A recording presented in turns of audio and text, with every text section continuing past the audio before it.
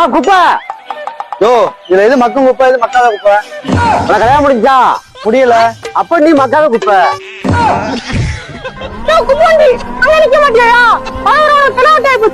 அம்மா அந்த தெருல கூப்பிட்டுட்டே இருந்தேன், யாருமே வரல. அதான் இந்த தெருக்கு வந்துட்டேன். இந்த பேச்சுக்கு ஒண்ணும் குறைச்சல போட்டு.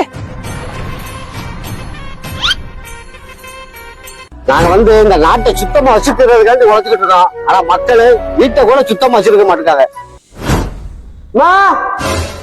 யோ குப்பை இப்பதானே போட்டேன், மறுபடியும் வந்து நிக்க காசா? குப்பை நாங்களே போட்டு காசு நான் உங்களுக்கு கொடுத்து கவர்மெண்ட் உங்களுக்கு சம்பளம் கொடுக்குது.